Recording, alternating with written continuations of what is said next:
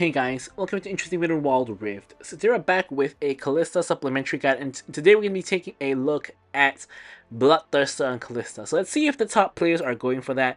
Yes, the top player actually does have Bloodthirster and Kalista, and it's not the most popular build. So normally a more popular build will be something like this. Bork into Runans, into an armor pen item, and then a defensive item. That's generally the most popular build, but Bloodthirster is not really as common. So there used to be a build where basically you go for Bloodthirster second item before Runans, but I kind of really don't think that that's very good. I think it's better to go for Runans first. So obviously you're going to start with the Gluttonous Grease for mainly the attack speed to help you hop faster. And then Bork, once again, more attack speed, you also get physical vamp, and of course you get the current health on hit damage, which is going to come in very, very handy against tanks, and just in general, just a good Kalista item. Then you have Runans, which of course very importantly allows you to attack 3 targets simultaneously, stack up spears into 3 people at the same time, and then gives a lot more value to your rend. And then you're going to go for Bloodthirster. Now the main draw of Bloodthirster is 2 things. Number 1, the huge amount of AD that you actually get from Bloodthirster is going to be very, very helpful in terms of just dealing more raw DPS, right? But also you get the physical vamp, which stacks up with the 10% physical vamp from the Bork and gives you just a ton of physical vamp, right? So next you're going to get armor penetration item. Now Tyrannus is the most common because you get more attack speed and damage. You get on-hit magic damage. You also get stacking resistances and stacking penetration. So overall it's just the highest kind of value armor penetration item. Of course, you could also go for more reminder if there's a lot of healing on the enemy team. And then last item is going to be defensive. I like to go for Twin Guard most of the time. Of course, you can see that Randuin's is also a popular option. GA, Mordius, for example. So for the runes, of course, Lethal Tempo for the attack speed as well as range. And here it's pretty standard, except for Coup de Grace. Now, why do we go for this instead of going for the Giant Slayer? And the reason you can see all of the top players are also going for this is because it gives you 8% extra damage to champions below 40% health. Now, if you guys notice, you will only use Ren when someone is really low below the execute threshold, right? And this threshold is always going to be below 40%. So this basically increases your Ren damage by 8% on top of your auto damage, right? So this is very helpful for your Ren resets, and you always want to be going for Coup de Grace. Right, so for the spells, you want to go for Flash, and most of the time you want to be going for Cleanse, right? Because of course CC is a huge counter to you. You don't really benefit from Ghost, so if you don't need Cleanse, go for Barrier or Exhaust. But with all that said, let's move on to taking a look at the gameplay.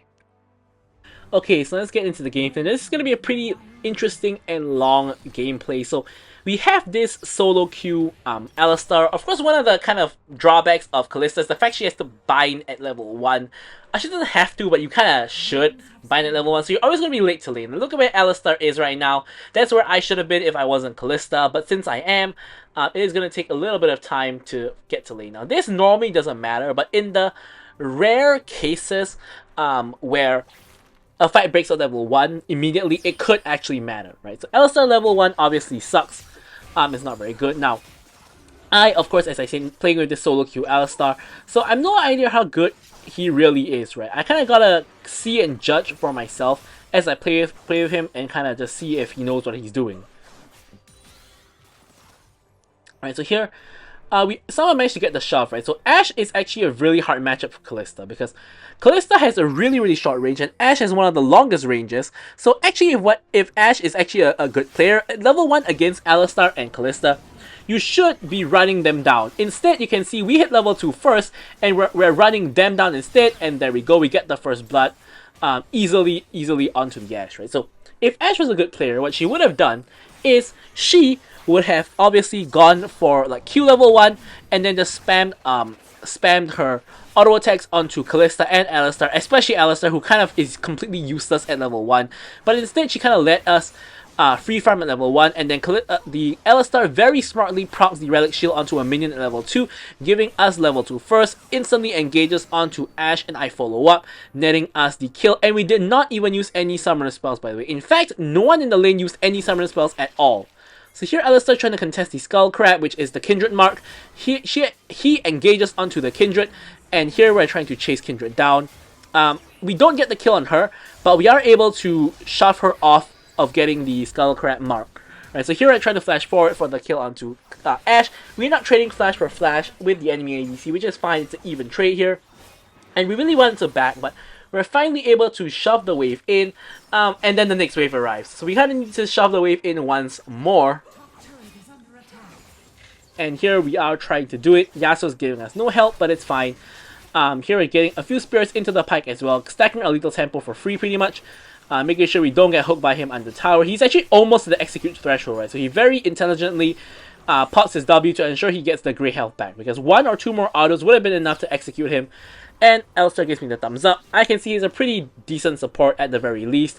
So now we are going to get a reset, and I'm going to get my boots, as well as a couple of item components, seeing as now we have quite a bit of gold after getting the kill.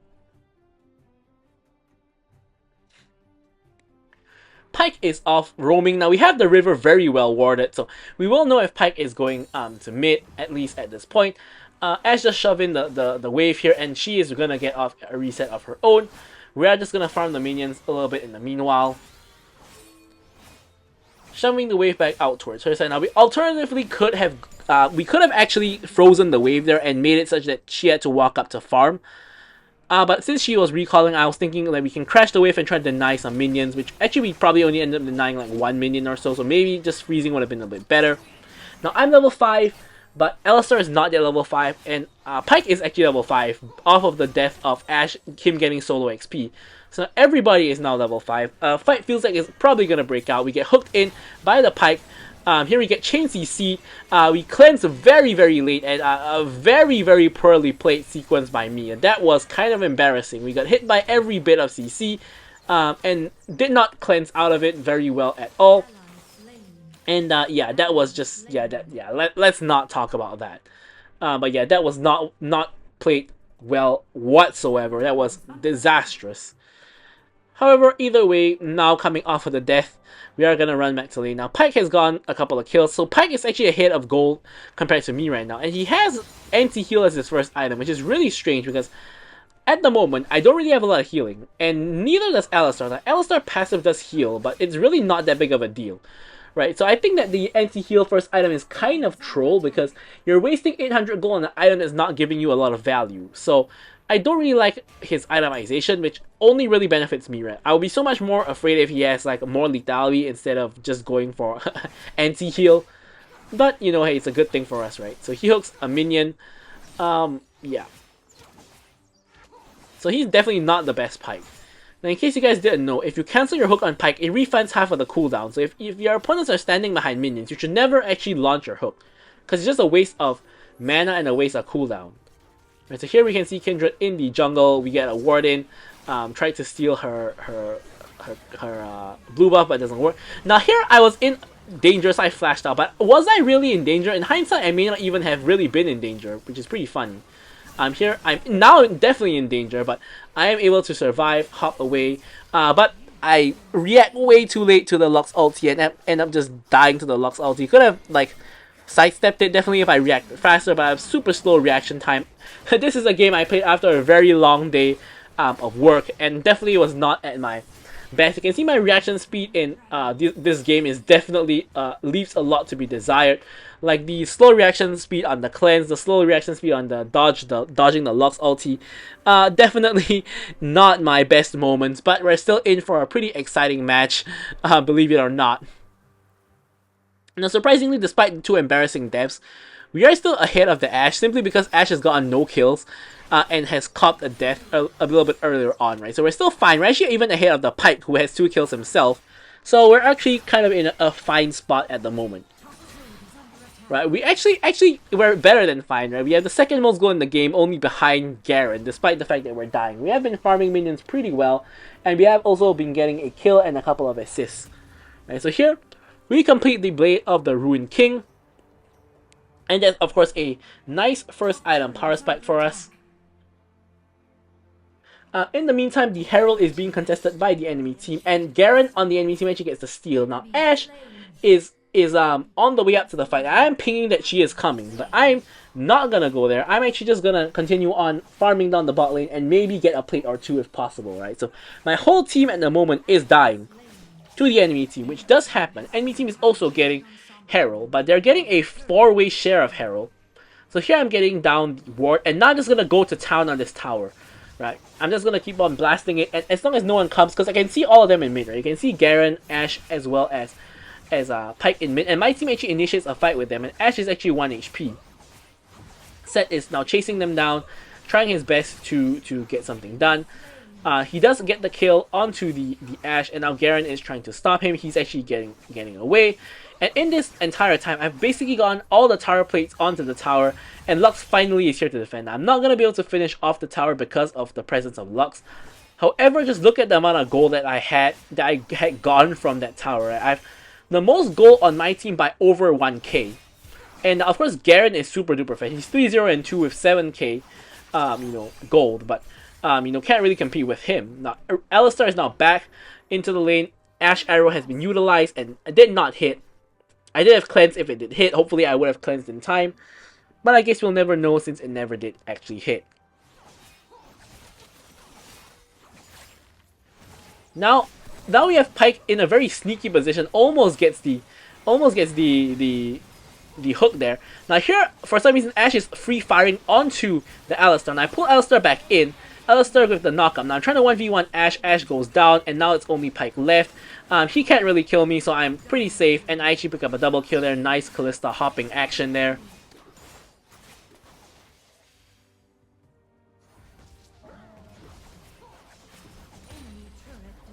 And now we are going to finish off the tower. Lux ulti tries to come down for a snipe once more. Now, I'm very, very close to getting Runan's Hurricane. I just need, just a touch more gold that I can find anywhere. And I see this Skull Crab. I actually end up KSing this Skull Crab from the Ziggs, which is not very nice.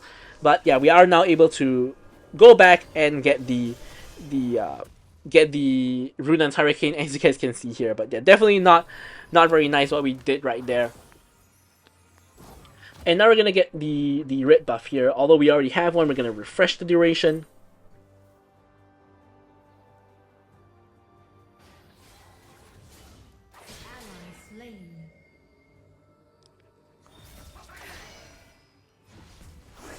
And here there's mid lane tower. Nice wind wall by the Yasuo blocking the Ashe. A really weird angle, but definitely did end up working out. So nice job by the Yasuo on the wind wall there. Now here I'm trying to siege this mid lane tower, but it's a little bit challenging. Garen not running in from the side. The 3-0 and 3 Garen with 2 full tank items at the moment. Look at this. I'm doing little damage to him despite the fact that I have Bork, right? He's taking no damage. Here I'm just free firing on him, stacking up my lethal tempo. Now ideally I want to hit somebody else now that I have my lethal tempo stacked. So now here I'm hitting the Pyke. I'm hitting. I get the Pyke. Now I'm trying to hit the Kindred. I'm auto attacking the Kindred. Kindred is really, really low. We get her. Now we're going on to the Ashe. We get the Ashe as well. Now we only have the Garen and the Lux left to deal with. This is a possible penta. If I can actually get the kill again, look at the amount of spears in the man. But he's not dying. He's not at the threshold, by the way. I pull the spears and he takes no damage. That is just insane. He is so tanky. I have no idea what I can do against him. The Garen is just so tanky. I have no idea what I can do against him, right? So here, initially I was thinking should I forego the Bloodthirster and just go for armor penetration item, go for Terminus or more reminder as my third item. But I'm thinking you know what, the Garen is really not that big of a problem in the sense that yes, I can kill him, but he doesn't really kill me either, right? So I can just focus the rest of the team like what I did in the last fight I should say.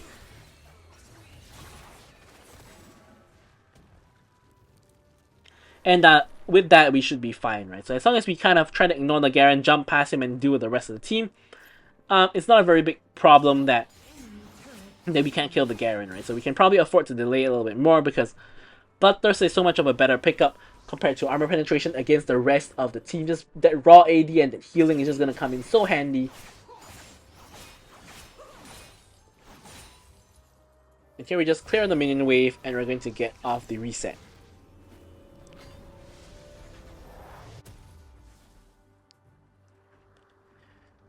And here we get the components, of course, for Bloodthirster. Now, here, right, this always happens, right? Whereas I want to take the gate always despawns. This has happened so many times, but I guess it's just a little bit unlucky. Or I guess it's not really unlucky, but it's just that I wasn't paying attention to the timer.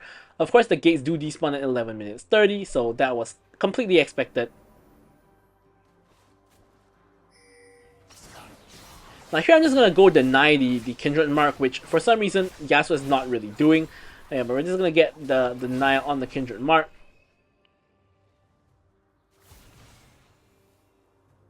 And we're gonna see if we can do anything in mid. It doesn't really appear to be the case though.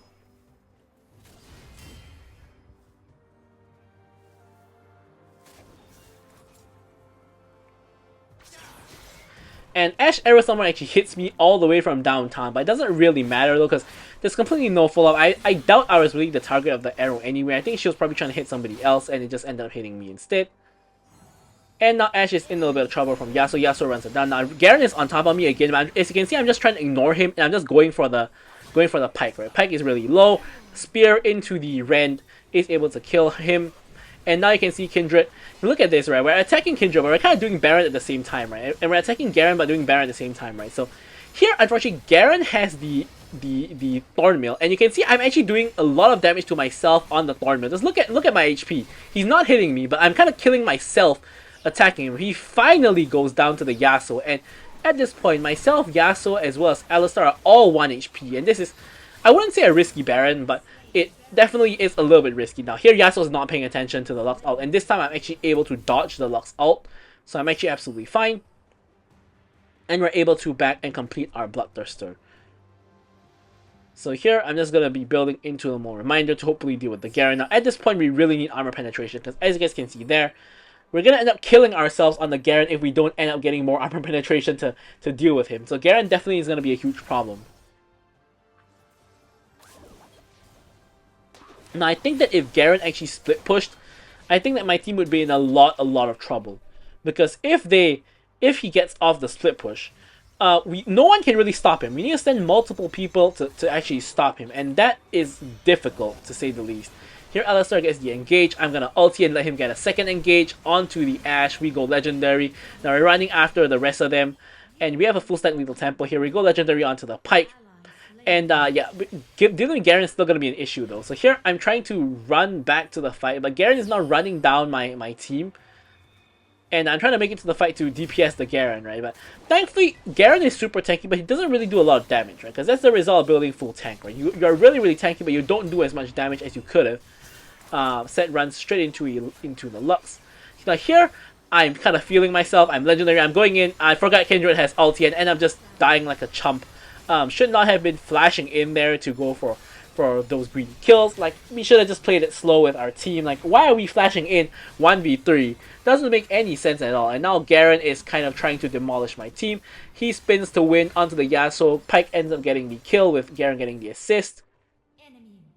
And set in a lot of trouble. Gets ulted by Garen. Ends up going down. And yeah, just a chain of events that started with me flashing in like a complete idiot, which yeah, definitely we should not have been doing that. But yeah, so now the dragon is alive. It is going to be Ice Dragon Soul for my team, but it's very unlikely to happen because my whole team is dead. Alistar is here trying to kind of check, but he's not going to be able to really do anything. And I just respawned, but I'm not really going to be able to do anything either. Yeah, Kindred does get the dragon, which denies us the soul. Not a very big deal. Of course, it's definitely not a good thing, but it's not the biggest of deals. Now we're going to farm the jungle, and now we see the lane farm. We're just going to head over to the lane, just pick up the farm here.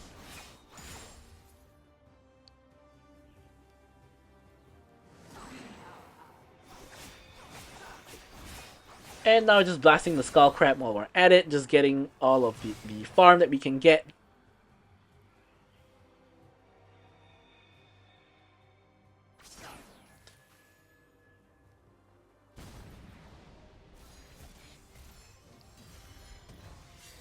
Now Set is just getting chain CC back there.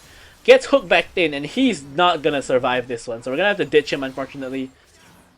We do get the denial on the enemy Raptors though. Now Yasuo getting 5-man collapse, and this is horrible. You have Yasuo and Set both dying, and now we have Baron spawning. So here Garen's going in on me, and you can see like he's doing damage to me. I'm not really doing damage to him. I'm actually killing myself just by attacking him. I'm just trying not to get ulted by him, but I figured if he has ulti, he probably would have ulted me by now. So I think I'm actually all good, just kiting away from him like that. So Eventually, Ziggs does get the kill onto the Ashe, which makes the Baron attempt a little bit harder without the DPS from the ADC. They do have a Kindred, though, who does do a lot of DPS herself. So here, with myself and Ziggs, I don't think it's possible to do anything about the Baron. So I'm not going to waste time with the Baron. In fact, I'm just going to go farm the red buff, and then after that go to bot to try to get the wave. I think there's really no point going to Baron whatsoever, so we're just going to not waste time, and we're going to maximize the amount of gold we get. There's triple cannon minions here with another wave incoming very, very soon, right? So we're just going to quickly farm up that wave. Next wave is going to be coming. We can faster push this wave out, quickly push it out, and then we can see what we can do next. Right? So Garen is coming towards us. We're not going to want to mess with him, not 1v1 at least. And he's just dealing with the wave, so we're just going to deal with the jungle camps in the meanwhile. And there's a Kindred mark onto that camp, so we definitely want to be getting that camp to deny the Kindred mark. There we go, we got the most of it. Now here, we do have a Elder Dragon spawning reel, so we need to back and get Terminus, which we do. So now we have 4 items, and we have a Stasis as well. And we're trying to get to the Elder Dragon fight, which hopefully doesn't break out with us there. You can see that the fight is definitely breaking out already. We're trying to reach the fight as quickly as we can so we can DPS somebody. Now, Ashe actually ends up dying to Set. Set is going to trade 1-for-1 though. I think that's a okay trade, I guess. Neither of them are doing really the best. Here Alistar engages, and here I'm just free firing onto anybody who's not Garen, hopefully. So now I'm hitting Garen now with the fully stacked Terminus. I'm trying to go for the jungler. Now, unfortunately, I dashed straight into the Lux ulti, which is a little bit unfortunate because Lux wasn't even aiming for me. Like, it wasn't aiming for me, but just happened to ult, and I happened to pass by, run straight into her ult, and die, right? As I was flashing after the Kindred, right? Because obviously in the Elder Dragon fight, getting rid of the jungler is the most important thing to do, right? So we get rid of the Kindred. Now we have Ziggs, making the mistake of trying to push out the lane, and kind of getting caught out a little bit.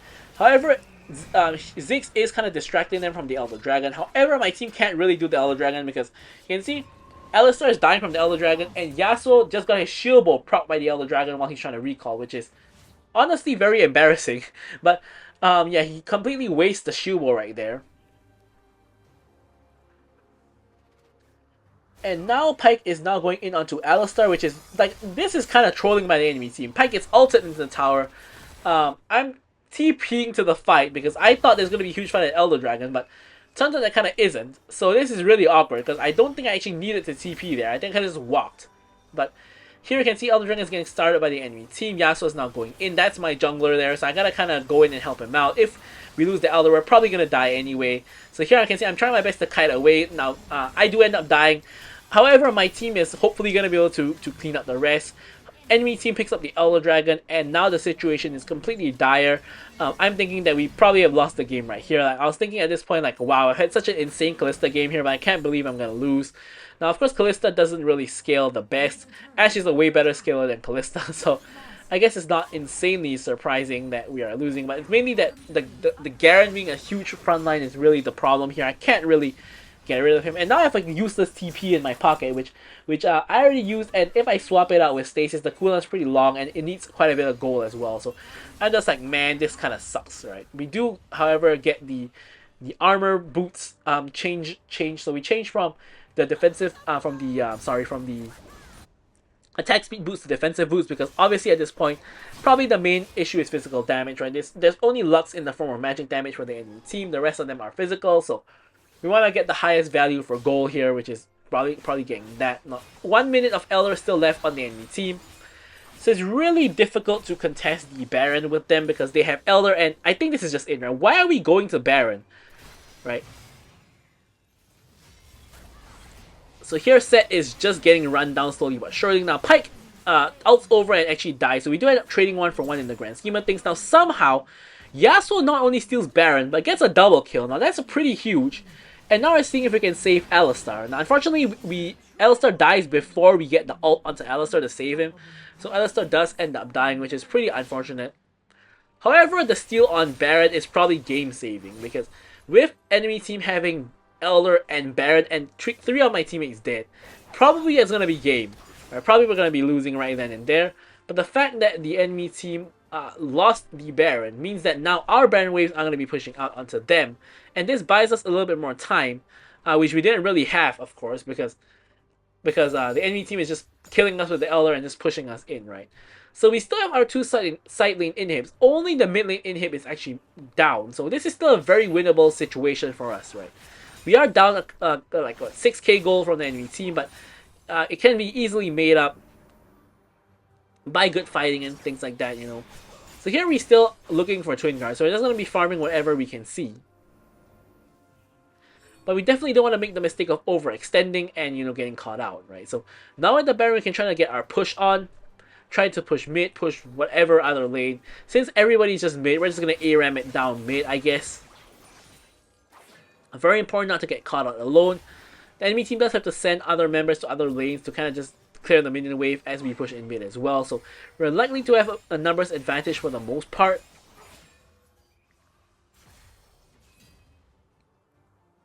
Ash arrow goes wide, doesn't actually hit anybody.